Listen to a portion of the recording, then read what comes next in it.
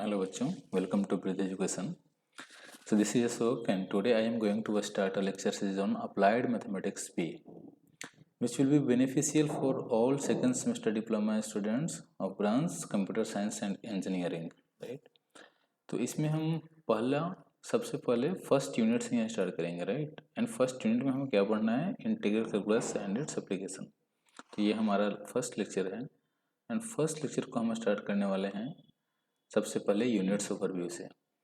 तो इस यूनिट में हमें क्या क्या पढ़ना है एक बार ये देख लेते हैं. सबसे पहले कॉन्सेप्ट ऑफ इंटीग्रेशन, इंटीग्रेशन क्या होता है, उसका कॉन्सेप्ट क्या है ये देखेंगे. फिर working rule and integral of standard function and then method of substitution, trigonometric transformation, integration by part and partial fraction and last में हम पढ़ेंगे एरिया एंड वॉल्यूम, जिसमें आपको इंटीग्रेशन का दो पार्ट अभी देखने को मिलेगा. तो दो पार्ट में डेफिनेट इंटीग्रल का यूज़ हम यहाँ पे करने वाले हैं. इसके अलावा जहाँ भी पढ़ेंगे हम इनडेफिनेट इंटीग्रल पढ़ने वाले हैं. इस लेक्चर में हम क्या क्या पढ़ने वाले हैं ये देखते हैं. तो इस लेक्चर में हम कवर करेंगे कॉन्सेप्ट ऑफ इंटीग्रेशन, कुछ basic formulas, integration as a linear operator, मतलब यहाँ पे अलजेब्रा हम देखेंगे, ठीक है ना, इंटीग्रेशन का algebra, and then questions on indefinite integration, right. तो कॉन्सेप्ट ऑफ इंटीग्रेशन से हम स्टार्ट करते हैं. कॉन्सेप्ट ऑफ इंटीग्रेशन में अभी आप सेकंड सेमेस्टर में हो, डेट मीन्स कि आपने कॉन्सेप्ट ऑफ डिफरेंशिएशन पढ़ लिए हो, राइट. तो कॉन्सेप्ट ऑफ इंटीग्रेशन पढ़ने के लिए प्री रिक्विजिट क्या होगा? डेरिवेटिव्स, ठीक है. तो यदि आपको डेरिवेटिव्स पता है देन इसको समझने में कोई दिक्कत नहीं होगी, लेकिन अगर आपको ये पता नहीं है तो थोड़ा सा दिक्कत हो सकती है, ठीक है. तो सबसे पहले मैं आपको सजेस्ट करूंगा कि अगर आप डेरिवेटिव्स कंप्लीट नहीं किए हुए हैं तो डेरिवेटिव्स वाले पोर्शन में जा करके पहले आप डेरिवेटिव्स का लेक्चर देख लीजिए एंड उसके बाद में यहाँ पे आइए, ठीक है. तो कॉन्सेप्ट ऑफ डेरिवेटिव जो होता है ना, वो मोटिवेटेड है problem of defining tangent lines to the graph of function and calculating the slope of such line. Derivative का हम यूज कहाँ देखते थे? अगर उसका मोटिवेशन देखे तो क्या होता था कि जैसे कोई ग्राफ है, राइट, कोई भी फंक्शन है उसका ग्राफ हमने बता दिया, तो किसी पॉइंट पे अगर टेंजेंट कैलकुलेट करना है, राइट, या फिर इसका स्लोप कैलकुलेट करना है, कितना एंगल बना रहा है ये, इसके लिए हम देखते थे कि कॉन्सेप्ट ऑफ डेरिवेटिव यूज करते थे, राइट. सिमिलरली अगर हम कॉन्सेप्ट ऑफ इंटीग्रेशन देखें तो कहाँ पे यूज होगा? तो concept of integral is motivated by the problem of defining and calculating the area of the reason bounded by the graph of the function. जैसे सेम ही function में ले रहा हूँ कुछ इस तरीके से. अब मान लो कि मैंने बोल दिया कि ये जो रीजन होने वाला है, मतलब इससे और इसके बीच में, लेट्स से ये ए है और ये बी है, तो ए बी के बीच में कितना एरिया कवर करने वाला है ये बताओ आप, राइट. तो इसके लिए मुझे इंटीग्रेशन का यूज़ करना पड़ेगा, ठीक है. और ऐसे अगर आप देखोगे तो डेरिवेटिव का काम क्या होता है? तोड़ना, राइट, एंड इंटीग्रेशन का काम क्या होता है? जोड़ना. तो ये इंटीग्रेशन एक्चुअली क्या है कि एकदम छोटे छोटे पतले पतले लाइंस जो हैं अगर मैं यहाँ पे लूँगा तो उसका ही सम तो है, राइट ना. तो अगर हम सम भी करेंगे तो कुछ ऐसे ही करने वाले हैं. जैसे अगर आपके पास में फाइनाइट समेशन है तो फाइनाइट समेशन को आप ऐसे एक तरीके से एक से लेकर के मान लो 100 तक ऐड करना, तो ऐसे लिख सकते हो. मोर प्रिसाइजली इसको सिग्मा से यूज कर सकते हो, आई फ्रॉम 1 to 100. मैं बोलूँगा ना कि कंटिन्यूअस समेशन है, मतलब जैसे 1 2 तो ऐसे आ रहा था, अब यहाँ से यहाँ तक कंप्लीटली ऐड करना है, तो अब क्या करोगे? 1 के जस्ट बाद का नंबर भी नहीं पता है. तो जब कंटिन्यूअस समेशन होगा तो उसके लिए आप देखोगे कि इंटीग्रेशन साइन आएगा. जैसे ए से बी में ऐड करना है तो ए टू बी ऐसे ऐड करेंगे, ए टू बी लिखेंगे. नहीं कि यहाँ पे हमने डिफाइन कर दिया है कि इतना से इतना ही ऐड करना है, तो इसलिए इसको हम डेफिनेट बोलेंगे कि डेफिनेट इंटीग्रल होने वाला है ये, राइट. एंड एक चीज़ और है कि अगर कोई फंक्शन डिफरेंशिएबल है किसी इंटरवल पे, है ना, तो इसका डेरिवेटिव एग्जिस्ट करेगा और उसको हम एफ प्राइम से डिनोट कर रहे हैं. तो जैसे एफ कोई फंक्शन है जो आई इंटरवल पे डिफाइन है एंड डिफरेंशिएबल है, डेट मीन्स कि एफ प्राइम एग्जिस्ट करेगा ईच पॉइंट ऑफ आई पे, है कि नहीं, हर एक पॉइंट ऑफ आई पे एग्जिस्ट करेगा. तो एक नेचुरल क्वेश्चन अराइज हो रहा है कि अगर मुझे ये पता होगा तो क्या ये निकाल लेंगे? जैसे देख लो, अगर एफ कोई फंक्शन है, मान लो आई से आर में है, आई हमारे इंटरवल में जब डिफाइन है, और एफ प्राइम एग्जिस्ट कर रहा है, तो एफ प्राइम एक्स जो है वो बिलोंग करेगा आर में फॉर ऑल एक्स इन आई, है कि नहीं. तो अब इसका मतलब क्या है कि ये डिफाइन है, ये एग्जिस्ट भी कर रहा है. अब मैं नेचुरल क्वेश्चन ये पूछ रहा हूँ कि जैसे एफ प्राइम अगर मुझे पता है, एफ प्राइम क्या है? एफ प्राइम एक्स नोन है, यहाँ पे एफ नोन था, साथ में बोल दिया कि ये डिफरेंशिएबल है, तो हम ये बोल रहे हैं कि एग्जिस्ट करेगा. अगर एफ प्राइम नोन है तो can you find F, can you find F? F मिल सकता है। और हर एक पॉइंट की मैं बात कर रहा हूँ, एक्स यहाँ पे मैं कोई भी आर्बिट्रेरी पॉइंट लिया हुआ हूँ, एक्स आपका आई पे है, राइट?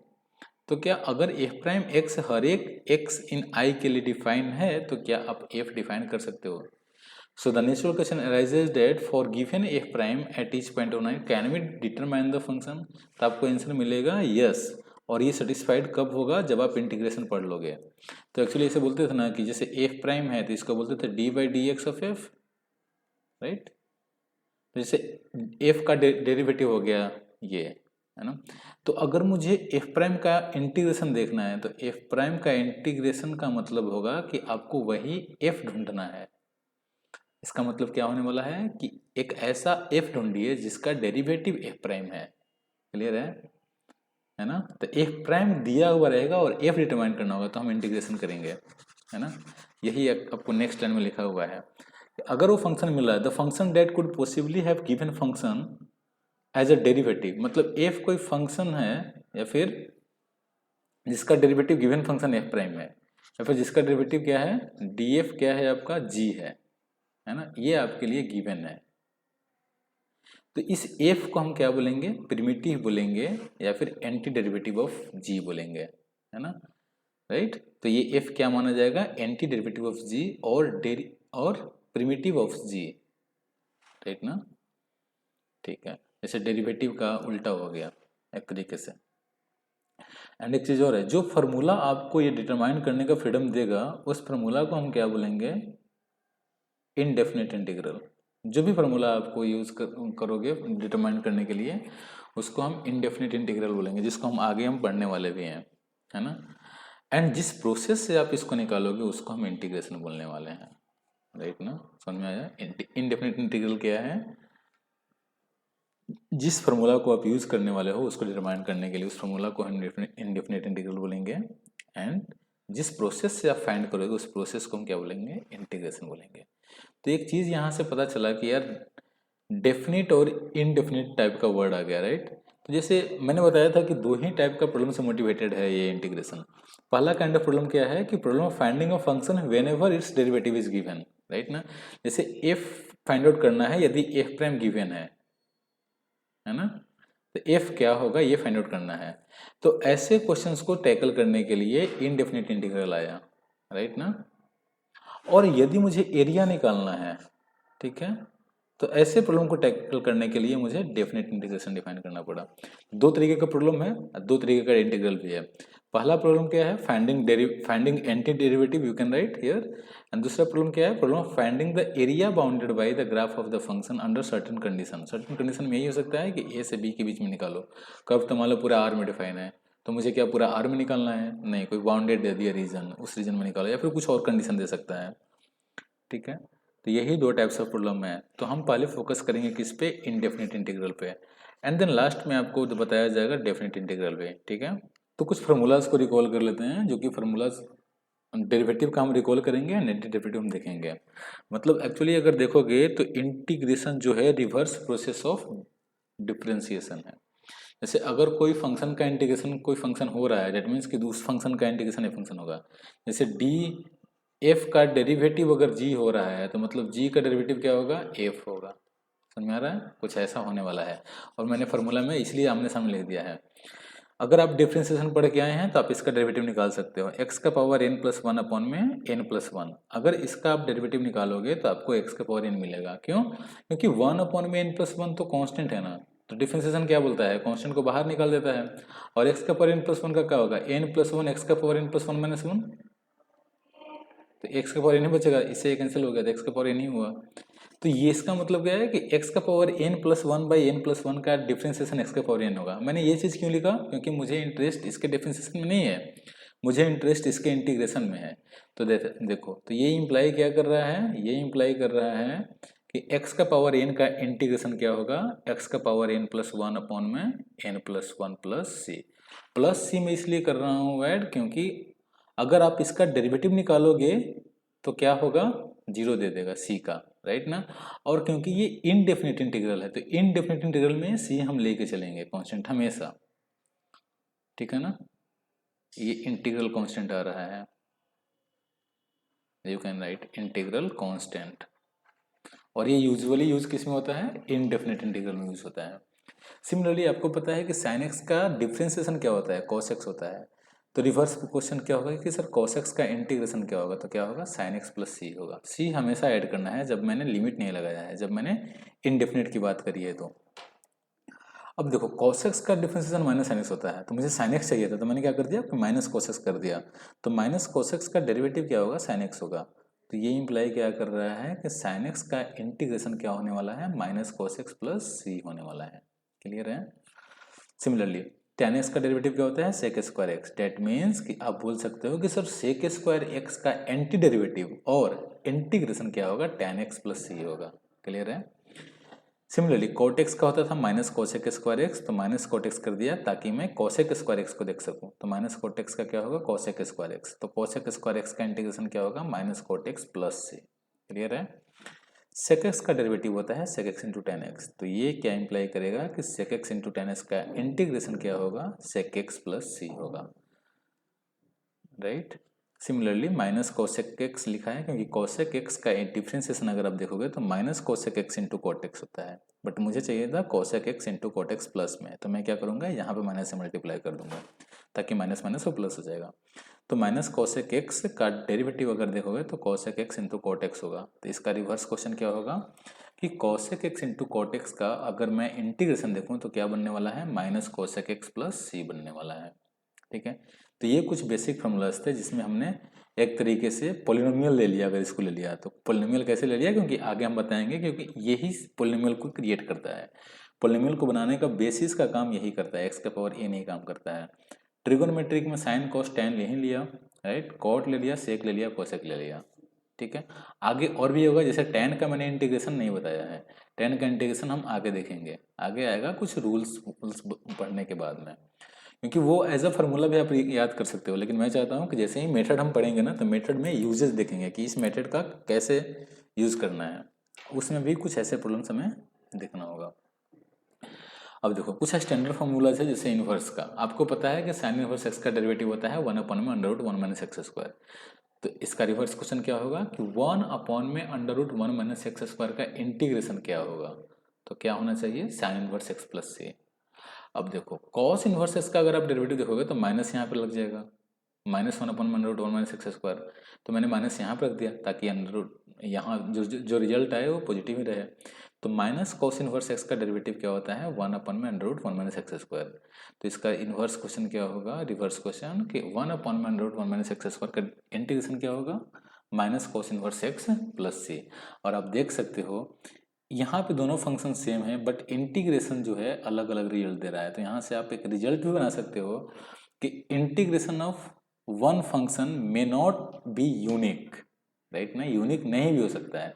और वैसे भी तो देखो आप सी को जैसे जैसे चेंज करोगे वैसे वैसे इसका वैल्यू भी तो चेंज होगा ना, राइट। तो डिफ्रेंसिएशन हमेशा यूनिक मिलेगा हर एक फंक्शन का, राइट। लेकिन अगर आप इंटीग्रेशन देखोगे तो यूनिक नहीं मिलने वाला है। इंडेफिनिट इंटीग्रल की मैं बात कर रहा हूँ। ठीक है। tan इनवर्स एक्स का डेरिवेटिव क्या होता है, 1 अपॉन में 1 plus x square. Date means कि 1 अपॉन में 1 प्लस एक्स स्क्वायर का इंटीग्रेशन क्या होगा, tan इनवर्स एक्स होगा। सिमिलरली कॉट इनवर्स का होता था minus 1 upon 1 plus x square, तो मैंने माइनस कॉट इनवर्स कर दिया। तो 1 प्लस एक्स स्क्वायर का भी 2 मिल रहा है आपको, इसके लिए भी 2 मिल रहा है और इसके लिए भी 2 मिल रहा है। बात करते हैं सेक इनवर्स एक्स का। तो सेक इनवर्स एक्स का क्या होता है, डिफ्रेंसिएशन होता है 1 अपॉन में x under root x square minus 1। That means कि 1 अपॉन में x under root x square minus 1 का इंटीग्रेशन आपका सेक इनवर्स एक्स प्लस सी होगा। Similarly minus cosec inverse x करके ये बना दिया, डेट मीन्स कि इसका माइनस कोसेक इनवर्स एक्स भी होगा। तो ये इनवर्स ट्रिगोनोमेट्री का भी हमने देख लिया, राइट, जिसको मैंने स्टैंडर्ड फॉर्मूला में रखा हुआ है, राइट। तो ट्रिगोनोमेट्री का हमने देखा था, अभी इनवर्स ट्रिगोनोमेट्री का भी हमने देख लिया है। आगे चलते हैं एक्सपोनेंट पे। एक्सपोनेंशियल का डेरिवेटिव क्या होता है, एक्सपोनेंशियल ही होता है। तो एक्सपोनेंशियल का इंटीग्रेशन क्या होगा, वो खुद ही होगा। लॉग मॉड एक्स, मॉड क्यों लगाया गया है, क्योंकि लॉग जब भी इनपुट लेगा तो मॉड में ही लेगा, मतलब पॉजिटिव ही लेगा। तो लॉग एक्स डिफाइन तभी होता है जब एक्स पॉजिटिव होता है। तो मुझे ऑलरेडी डिफाइन करने के लिए मैं क्या करूँगा, मॉड एक्स लगा दूंगा। तो मॉड एक्स हमेशा पॉजिटिव तो होता ही है, तो मतलब सेटिस्फाइड है। और अगर मैंने बेस यहाँ पे मेंशन नहीं किया है, right, base is not mentioned, इसका मतलब क्या है, डेट मीन्स कि टेक नेचुरल बेस ई, ठीक है ना। मतलब log x मैं लिख रहा हूँ, इसका मतलब क्या है, ln x है। इसका मतलब क्या होता है, log नेचुरल बेस ई एक्स, राइट। तो log mod x अगर मैं बोल रहा हूँ तो बेस क्या है, ई है। तो इसका डिफरेंशिएशन क्या होता है, 1/x होता है, हम पढ़ के आए हैं। तो 1/x का इंटीग्रेशन क्या होगा, log mod x प्लस ई होगा। ये काफ़ी इंपॉर्टेंट है, ध्यान में रखना है, ये दोनों इंपॉर्टेंट है। खैर इसका आपको इम्पोर्टेंस ज़्यादा पता नहीं चलेगा क्योंकि दोनों सेम ही है, इंटीग्रेशन डिफरेंशिएशन सेम ही होता है। अब देखो ए का पावर एक्स का डेरिवेटिव अगर देखोगे तो ए का पावर एक्स लॉग ए होता है। यहाँ पे लॉग ए लिखा हुआ है, मतलब बेस क्या है, ई है। तो अगर मैं लॉग ए से डिवाइड कर दूं तो क्या बन जाएगा, ए का पावर एक्स बाई लॉग ए। तो इसका डेरिवेटिव क्या हो जाएगा, ए का पावर एक्स हो जाएगा। ये मैंने क्यों किया, क्योंकि मैं डायरेक्टली क्वेश्चन पूछ सकता हूँ कि इसका जो एंटी डेरिवेटिव होगा वो डायरेक्टली इसको मैं लिख सकता हूँ, यही मैंने किया हुआ है। ए का पावर एक्स का एंटी डेरिवेटिव क्या होगा, ए का पावर एक्स अपॉन में लॉग ए प्लस सी। तो ओवरऑल 9 यहाँ पे हैं एंड इधर कुछ थे, राइट। इधर कितने थे, इधर 7 थे। तो 16 टोटल नंबर ऑफ अगर फार्मूलाज में देखूँ तो 16 है, जिसमें आपको सारे के सारे याद रखने हैं, ठीक है। ऐसा नहीं है कोई मिस करना है, ये याद रहेगा तभी आप क्वेश्चन कर पाओगे। इंटीग्रेशन में मेथड्स कब आएंगे, जब आप फार्मूलाज नहीं लगा पाओगे।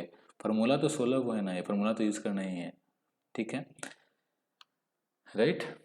आगे कुछ इसके प्रॉपर्टीज है, तो प्रॉपर्टीज में मैंने लिखा हुआ है integration as a linear operator. तो इसको एक नाम भी दे सकते हो, डेट मीन्स कि अलजेब्रा हम देखना चाह रहे हैं, अलजेब्रा ऑन इंटीग्रेशन। अब लीनियर ऑपरेटर का मतलब क्या होता है कि जैसे लीनियरली बिहेव करता है। जैसे एफ और जी दो फंक्शन है, दोनों को मैंने सम कर दिया, इसका इंटीग्रेशन अगर देखेंगे तो एफ का इंटीग्रेशन और जी के इंटीग्रेशन के सम के इक्वल होगा। ऐसा बिहेव करने वाले ऑपरेटर्स को हम क्या बोलते हैं, लीनियर ऑपरेटर बोलते हैं। तो इसको मैं 1 by 1 रखूँगा पॉइंट वाइज। तो मैं लिखता हूँ, let's say let f x and g x be two real valued function, integrable है। जब मैं इंटीग्रेशन की बात करूंगा तो इंटीग्रेबिलिटी उसमें आएगी कि इंटीग्रेबल रहेगा तभी मैं इंटीग्रेशन डिफाइन कर पाऊंगा। अभी जरूरी नहीं होता है कि हर एक फंक्शन का इंटीग्रेशन डिफाइन करता है ही करता है, ये भी एक क्वेश्चन है, ठीक है। तो ये हमारे सिलेबस की नहीं है, बड़ी बात है ये, राइट। तो f x and g x अगर दो रियल वैल्यूड फंक्शंस हैं जो कि इंटीग्रेबल हैं, एंड अल्फा हम मान लेते हैं, अल्फा और बीटा दो रियल नंबर मान लेते हैं। अब रियल वैल्यूड का मतलब क्या है, डोमेन कोई आई रहा होगा, आई से लेकर के आर में डिफाइन है एफ और जी, ठीक है ना। तो सबसे पहले क्या आएगा इस पे, सबसे पहले एडिशन आएगा कि अगर मैं इंटीग्रेशन डिफाइन करना चाहूँ एफ एक्स प्लस जी एक्स, एक्चुअली लिखना ऐसा चाहिए था, एफ प्लस जी डिफाइन होता है एफ प्लस जी एक्स डी एक्स का। तो ये एक्चुअली अगर मैं एफ प्लस जी एक्स को देखूँ तो ये क्या है, एफ एक्स प्लस जी एक्स ही है ना। तो ओवरऑल मैं इसका इंटीग्रेशन में पूछ रहा हूँ, तो ये क्या बोलता है कि लीनियरली बिहेव कर रहा है ना। तो लीनियरली बिहेव करने का मतलब क्या है कि पहले आप एफ एक्स का इंटीग्रेशन निकाल लो एंड देन आप जी एक्स का इंटीग्रेशन निकाल लो सेपरेटली एंड दोनों का ऐड कर दो। इंटीग्रेशन को इस साइन से डिनोट करते हैं, इसमें कोई डाउट नहीं होना चाहिए। जब मैं ये लिख रहा हूँ तो डी एक्स भी आना चाहिए, जो भी वेरिएबल यहाँ पे होगी। जैसे एफ एक्स है, अगर मैं इसका इंटीग्रेशन निकाल रहा हूँ तो एक्स हमारे लिए क्या है, इंडिपेंडेंट वेरिएबल है, राइट ना। तो जब भी मैं इसका इंटीग्रेशन निकालने की कोशिश करूंगा तो एफ एक्स लिखना है, साथ में डी एक्स भी लिखना है, एक्स का ही लिखना है, ऐसा नहीं कि वाई लिख दो। वाई लिख दोगे तो इसके लिए कांस्टेंट हो जाएगा, तो आपका जो क्वेश्चन है वो गलत हो जाएगा आपके लिए उस फ्रेम ऑफ रेफरेंस से। नेक्स्ट क्या है, आप सब्ट्रैक्शन भी देख सकते हो कि अगर मैंने एफ माइनस जी एक्स दिखा तो इसका अगर डेफिनेशन देखा जाए अंदर में जो है एफ माइनस जी एक्स, तो ये क्या होता है, एफ एक्स माइनस जी एक्स होता है। इसका अगर मुझे इंटीग्रेशन निकालना है तो क्या बोलेगा अलजेब्रा कि आपने एफ एक्स का पहले इंटीग्रेशन निकाल लेना है एंड देन जी एक्स का इंटीग्रेशन निकाल लेना है एंड एफ एक्स में से जी एक्स का इंटीग्रेशन को सेटिस्फाई ये सब्ट्रैक्ट कर देना है, ठीक है। अब मैं जो थर्ड लेने वाला हूँ ये मत सोचना कि एफ और जी को मैंने मल्टीप्लाई कर दिया। एफ और जी को अगर मल्टीप्लाई करेंगे तो वो अलग रूल बनेगा, जैसे डेरिवेटिव में भी मल्टीप्लिकेशन रूल बनता था। डेरिवेटिव में आपने ऐसा नहीं पढ़ा होगा कि एफ और जी का डेरिवेटिव जो होता था D F into D G होता था, ये लीनियर प्रॉपर्टी नहीं है, ठीक है ना, ये लीनियर प्रॉपर्टी नहीं है। डेरिवेटिव में आपने प्रोडक्ट रूल लगाया होगा कि पहले एफ का डेरिवेटिव निकालना है, जी को छोड़ना है, फिर जी का डेरिवेटिव निकालना है, एफ को छोड़ना है। ऐसा ही कुछ यहाँ भी आएगा, लेकिन वो अलग होगा, उसको हम इंटीग्रेशन बाय पार्ट के नाम से जानते हैं। अब अल्फा और बीटा मैंने लिया है तो अल्फा टाइम्स एफ भी ले सकते हैं, ये कोई एक फंक्शन होगा। मतलब क्या है कि थ्रू आउट हमने अल्फा से एफ एक्स को मल्टीप्लाई कर दिया है, तो ये क्या होगा कि अल्फा कांस्टेंट है तो उसको हम बाहर निकाल सकते हैं, एफ एक्स जी एक्स, ठीक है। और यदि मैं इस दोनों चीज को कंबाइन करूं, इस तीनों चीज को कंबाइन करूं, तो एक नया चीज बनने वाला है। दो को पहले करते हैं प्लस और डॉट को, कि अल्फा एफ प्लस बीटा जी, राइट ना। इसका अगर मुझे इंटीग्रेशन निकालना है तो हम क्या करेंगे, पहले क्या करेंगे, इसको alpha f x plus beta g x, right ना। और इसके बाद में पहले आपने अल्फा एफ एक्स करना है, एफ एक्स का integration alpha times plus beta times g x का इंटीग्रेशन, ठीक है ना। यही मेन है, अगर ये पता है तो ये इससे हो जाएगा। देखो अल्फा और बीटा का वैल्यू अगर मैं आपने 1 रखा तो ये बन गया, अल्फा की वैल्यू 1 और बीटा की वैल्यू -1 तो ये बन गया, अल्फा की वैल्यू अल्फा और बीटा की वैल्यू 0 रख दिया तो ये बन गया। तो ये फोर्थ नंबर जो है वो ज़्यादा इंपॉर्टेंट है, और वो क्लियरली देखोगे तो तीनों को कैप्चर कर रहा है, ठीक है। तो लिनियर ऑपरेटर का मतलब ये है लीनियरली बिहेव करना। लीनियरली बिहेव कुछ इस तरीके से होता है कि स्केलर को रिस्पेक्ट करेगा, बाहर निकाल देगा, प्लस और माइनस को प्रिजर्व करेगा, मतलब जैसे आप अंदर ऐड कर रहे हो वैसे ही बाहर ऐड कर देना है, क्लियर है। अब कुछ क्वेश्चंस करते हैं। तो क्वेश्चंस में सबसे पहला क्वेश्चन क्या है, एक्स की -2x + 7dx। अब इस क्वेश्चन को करने के लिए सबसे पहले आपको देखना यह है कि ये पॉलिनोमियल है, राइट। एक्स स्क्वायर का इंटीग्रेशन मुझे पता है, एक्स क्यूब एक अलग पोलिनोमियल है, 2x एक अलग पोलिनोमियल है और 7 एक अलग पोलिनोमियल है, तीनों पोलिनोमियल है। अब मैं तीनों पोलिनोमियल को ऐड कर रहा हूँ, तो अभी आपने अलजेब्रा में देखा ना, लीनियरली बिहेव करने वाले में ये क्या करेगा कि पहले एक्स क्यूब को अलग से करेगा, फिर 2x को अलग से करेगा, फिर 7 को अलग से करेगा, ठीक है। अच्छा, एक और चीज़ मैंने आपको बताना शायद भूल गया, जैसे यहाँ पे देखो ये है x का पावर n है, अगर मैंने n को 0 पुट कर दिया तो क्या बनेगा, यहाँ पे x का पावर 0 क्या आता है 1, तो ये क्या बनने वाला है 0 + 1 मतलब x/1 + c। तो आप बोल सकते हो कि 1 का जो इंटीग्रेशन होगा, ये 1 dx है ना, 1 का इंटीग्रेशन क्या होगा x + c होगा। अगर मैंने अल्फा x लिया, सॉरी अल्फा dx ले लिया, राइट, तो क्या होगा अल्फा x + c होगा, क्योंकि इंटीग्रेशन में मैंने आपको बताया है कि कांस्टेंट को रिस्पेक्ट करता है, ठीक है ना। और अगर मैंने x का देखा तो x dx क्या होने वाला है x²/2। मतलब n को मैंने यहाँ पे मेंशन नहीं करा, यहाँ पे n कोई भी नंबर हो सकता है, काम कर देगा, ठीक है। इनफैक्ट आगे चलते हैं, ठीक है। तो इस क्वेश्चन को हम कर रहे थे, तो सबसे पहले क्या करेंगे, सबसे पहले हम लगाएंगे अलजेब्रा, जिसको हम बोल रहे थे behaviour of integration as linear operator. तो ये क्या कहता है कि सबसे पहले आपने एक्स क्यूब को इंटीग्रेट करना है, देन आपको यहाँ पे माइनस है तो माइनस ही रख दो, 2x को इंटीग्रेट करना है, देन आपको 7 को इंटीग्रेट करना है। और एक्स क्यूब का इंटीग्रेशन क्या है, एक्स का पावर n का इंटीग्रेशन क्या होता है, एक्स का power n + 1 by n + 1 + c।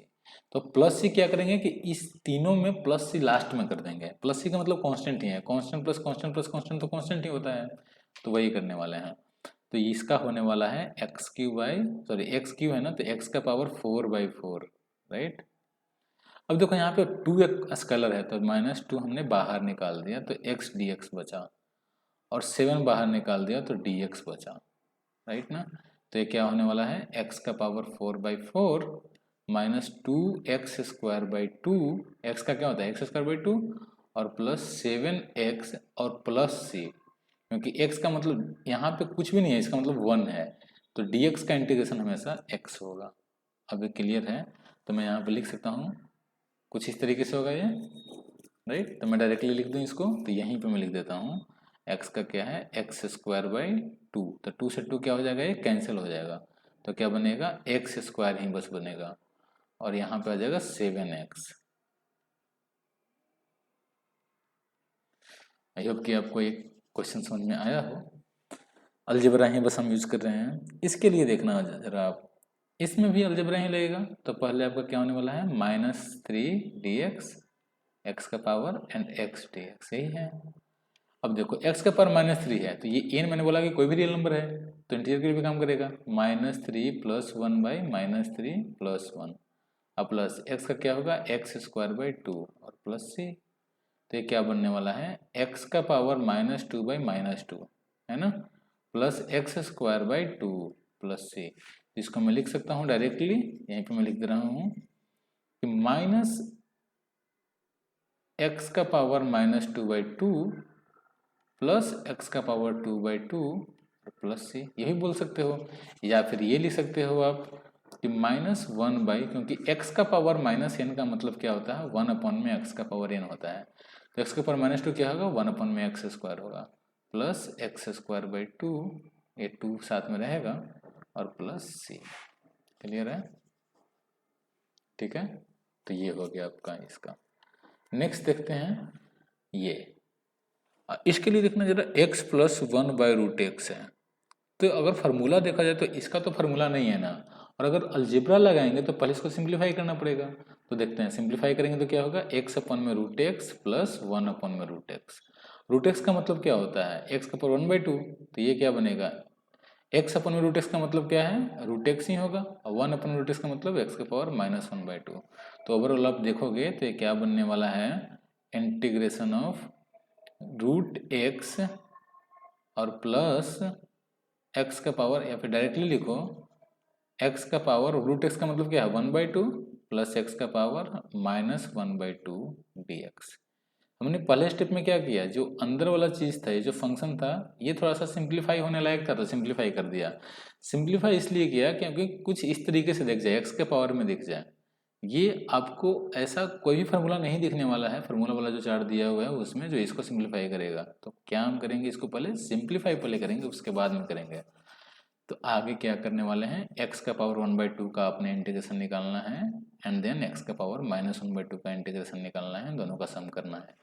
इसका क्या होगा, 1/2 + 1 बाई 1/2 + 1 प्लस x का पावर -1/2 + 1 बाई -1/2 + 1 प्लस c। इसको सिंप्लीफाई करोगे तो क्या आने वाला है, मैं बीच में लिख देता हूँ यहीं पे, x का पावर ये तो बन जाएगा 3/2, तो ऊपर आ जाएगा 2/3, 2/3 x का पावर 3/2, और ये क्या बनने वाला है 1/2, तो 2 बनेगा x का पावर 1/2 प्लस c। तो ये आपका ओवरऑल देखा जाए तो इंटीग्रेशन हो गया। बट इसको और थोड़ा सा सिंपल बना सकते हो, ये क्या बनेगा 2/3, x का पावर 3/2 का मतलब क्या है, x√x है प्लस 2√x प्लस c, ठीक है। तो कुछ इस तरीके से इसका होगा। फोर्थ नंबर भी आप खुद से करना, इसी तरीके से करना। आपका आंसर आने वाला है x का power 4/4 minus x² plus 7x, ठीक है। ये तो यही है, शायद सेम ही आ गया है ना ये, ठीक है। तो फोर्थ वाला फर्स्ट वाला सेम ही है, सेम ही गलती से टाइप हो गया है। फिफ्थ नंबर देखना, फिफ्थ नंबर में क्या करेंगे, पहले ये आपका जो है पोलिनोमियल नहीं दिख रहा है और दूधू को फंक्शन दिख गया, तो पहले हम इसको मल्टीप्लाई करेंगे। तो मल्टीप्लाई करने के बाद मिलेगा 2x² माइनस एक्स और प्लस 2x, तो प्लस x और -1। अब इसका आप इंटीग्रेशन कर सकते हो, क्योंकि ये आपको दिख रहा है कुछ ऊपर वाला जैसा है। तो पहले आपको अलजेब्रा लगाना है, 2x² का करो, फिर x का करो, फिर -1 का करो, हो गया काम। 3 cos x plus 4 sin x है, तो यहाँ भी आपको क्या लगने वाले हैं, अलजेब्रा एंड फार्मूला। तो अलजेब्रा पहले क्या करेगा कि 3 को बाहर निकालिए, cos x का इंटीग्रेशन करिए, फिर 4 का बाहर निकालिए, sin x का इंटीग्रेशन करिए, यही बोलेगा। अब cos x का इंटीग्रेशन क्या होता है, sin x होता है, तो 3 sin x and sin x का इंटीग्रेशन माइनस cos x, तो 4 cos x माइनस का प्लस c, यही आपका इसका सोल्यूशन होगा, ठीक है। तो आई होप कि आपको ये सारे प्रॉब्लम समझ में आया होगा। अगर समझ में नहीं आ रहा है then you can comment and you can ask me probably, ठीक है। तो आगे क्या करना है, आगे कुछ क्वेश्चंस ही हैं, थोड़ा सा अलग क्वेश्चंस मैंने रखे हुए हैं, उसको करते हैं। जैसे x का पावर 3/2 है plus 2 exponential of x minus 1/x है। तो सबसे पहले आपको क्या दिमाग में आ रहा है, इसका इंटीग्रेशन मुझे पता है, इसका भी इंटीग्रेशन पता है और इसका भी इंटीग्रेशन पता है। बस लगाना क्या है, अलजेब्रा। तो अलजेब्रा क्या कहेगा कि पहले आपको x का पावर 3/2 का इंटीग्रेशन करना है, फिर आपको 2 टाइम्स एक्सपोनेंशियल ऑफ x का इंटीग्रेशन करना है, माइनस है नहीं तो माइनस रख दो, फिर आपको 1/x का इंटीग्रेशन करना है, राइट। तो x का पावर 3/2 का इंटीग्रेशन क्या होता है, x का पावर 3/2 प्लस 1/3/2 प्लस 1। अब 2 यहाँ पे एक कांस्टेंट है तो 2 को बाहर निकालो, एक्सपोनेंशियल ऑफ x dx, और 1/x का क्या होता है, log x होता है, log mod x, तो प्लस c कर दो। तो ओवरऑल क्या होने वाला है, ये बनेगा 5/2, तो 2/5 बनेगा, 2/5 x का power 5/2, right, plus 2 exponential of x minus log mod x plus c। इसको थोड़ा सा और पीछे ले सकते हो, 2/5 x स्क्वायर है तो x स्क्वायर रूट x है कि नहीं, यही होगा ना, और plus 2 exponential of x minus log mod x plus c। ये डिफाइन कब होगा, जब x पॉजिटिव होगा, लेकिन इसमें हमें बात नहीं करना है क्योंकि फंस जाएंगे कि हम डोमेन की बात नहीं कर रहे हैं, हम इंटीग्रेशन कर रहे हैं, तो बस इंटीग्रेशन ही करो। डोमेन ऑटोमेटिकली जहाँ पे डिफाइन होगा वहीं पे होगा इंटीग्रेशन। नेक्स्ट आपका ये है, तो इसमें आपको क्या दिख रहा है कि under root x minus 1/√x का स्क्वायर है, ऐसा मैंने कोई फार्मूला नहीं देखा है। तो जब भी ऐसा कुछ लगे कि फार्मूला नहीं पता है, तो सबसे पहले हम जिसको इंटीग्रेशन निकालना है उसका सिंप्लीफिकेशन करेंगे। जैसे a माइनस बी का होल स्क्वायर आपको पता है क्या होता है, ए स्क्वायर, तो ए स्क्वायर में क्या हो जाएगा, रूट अंडर एक्स का स्क्वायर, तो एक्स बनेगा, प्लस 1/x माइनस 2 है कि नहीं, 2 into root x into 1/√x, root x cancel, ये हो गया, है ना। अब यहाँ पे फिर से क्या बनेगा, लगेगा अलजेब्रा लगेगा, तो x dx plus 1/x dx minus 2 dx। तो अब x का क्या होगा, x²/2, 1/x का log mod x, 2 का 2x और प्लस से, यही हो गया answer. Next, cosec x into cosec x plus cot x। Again आपको दिख रहा है कि ये कोई फॉर्मूला पे नहीं लग रहा है, तो हम सबसे पहले क्या करेंगे, सिंप्लीफाई करेंगे। तो क्या मिलने वाला है, cosec square x plus cosec x into cot x dx। अब देखो cosec स्क्वायर एक्स का इंटीग्रेशन आपको पता है, अगर नहीं पता है तो ऐसा कुछ सोचो जिसका डिफ्रेंसिएशन cosec स्क्वायर एक्स होता है, तो आपको पता होगा किसका होता है, cot x का होता है। अगर आपको नहीं पता है देन आप यहाँ पे फार्मूला में जाना और उसमें आप देख सकते हो। देखो मैंने लिखवाया हुआ है, cosec स्क्वायर एक्स का इंटीग्रेशन क्या होता है, माइनस cot x, ठीक है ना। तो आपको क्या लिखना है यहाँ पे, माइनस cot x। तो पहले हम अलजेब्रा लगाएंगे, मतलब इसका ही पता है और इसका ही पता है, तो पहले क्या आएगा, cosec स्क्वायर एक्स dx और प्लस क्या आएगा, cosec x into cot x dx। तो इसका पता है किसका होता है, माइनस cot x, और इसका क्या होता है, cosec x into cot x का क्या होता है, तो इसको भी आपने अभी अभी करा है। देखो जरा क्या है, यहाँ देखो cosec x into cot x का minus cosec x plus c है, राइट। तो मतलब ओवरऑल देखोगे तो कुछ सिंप्लीफाई के बाद में आपको देखना है कि फार्मूला लग रहा है या नहीं लग रहा है।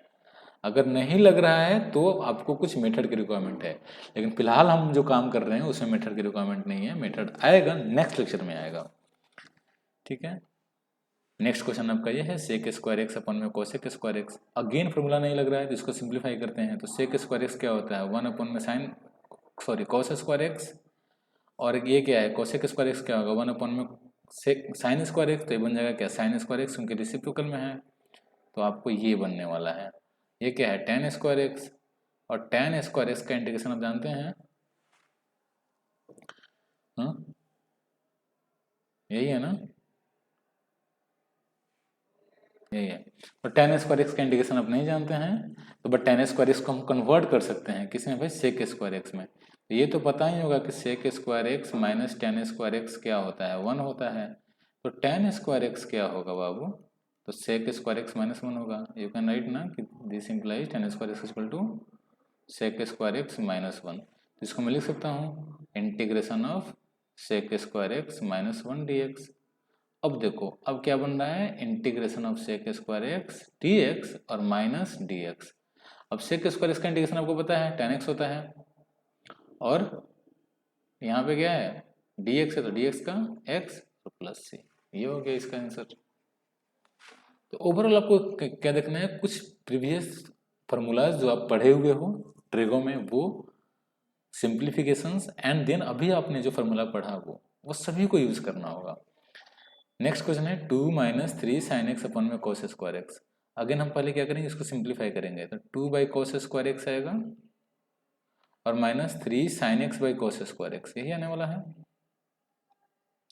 तो 2 बाई कोस स्क्वायर एक्स क्या होगा, 2 sec square x, and 3 sine x by cos square x, मतलब 3 sine x by cos x पहले लिखेंगे, एंड देन फिर भी एक कोस एक्स बचेगा, तो ये हो जाएगा ना 2 sec square x minus 3 tan x into sec x, है ना। तो अब अगर मैं इसका इंटीग्रेशन देखूं तो ओवरऑल मुझे इसका इंटीग्रेशन निकालना है, 2 sec square x minus 3 tan x into है not minus, this is into sec x d x. तो फिर से अलजेब्रा लगेगा, तो 2 बाहर आएगा, सेक स्क्वायर एक्स का टेन एक्स होता है, माइनस 3 बाहर आएगा, tan x into sec x का क्या होता है, सेक एक्स होता है, प्लस सी हो गया, ये आपका आंसर हो गया, राइट। तो हमने इतने सारे क्वेश्चंस किए हैं। नेक्स्ट क्लास में हम क्या करेंगे, नेक्स्ट लेक्चर में एक मेथड लेंगे। जैसे अगर मैं 10x का इंटीग्रेशन निकालने के लिए आपको बोलूं तो 10x का क्या करोगे, आपको कोई फार्मूला मिल रहा है जो इसको सोल्व कर पा रहा है, तो 10x को कोई फार्मूला तो नहीं दिख रहा है जो 10x के लिए हमने पढ़ा हुआ है, तो 10x को लिख सकते हैं sin x by cos x, है ना, इससे ज़्यादा कुछ लिख नहीं सकते हैं। लेकिन यही आपको सिंप्लीफाई करेगा, आपको नेक्स्ट क्लास में आपको दिखाई देगा कि सब्स्टिट्यूशन मेथड जो आएगा वो इसको सिंप्लीफाई करेगा। या फिर ऐसा सोचो कि sin 2x का अगर मुझे निकालना है इंटीग्रेशन, तो कैसे करोगे, sin x का पता है, sin 2x का क्या होगा। इस तरीके के क्वेश्चंस को सोल्व करने के लिए, जो कि आपके फार्मूला से या फिर सिंप्लीफिकेशन से सोल्व नहीं होगा, तो कुछ मेथड्स अप्लाई करने होते हैं। तो मेथड्स में कुछ मेथड्स हैं, जैसे पहला मेथड आपका सब्स्टिट्यूशन मेथड है, दूसरा है आपका ट्रांसफॉर्मेशन, मतलब कुछ फार्मूलाज लगा करके, एंड लास्ट मेथड होगा इंटीग्रेशन बाय पार्ट। तो ये तीनों मेथड हम पढ़ने वाले हैं, ठीक है। तो आज के लिए इतना ही, मिलते हैं नेक्स्ट क्लास में। All right, so thank you.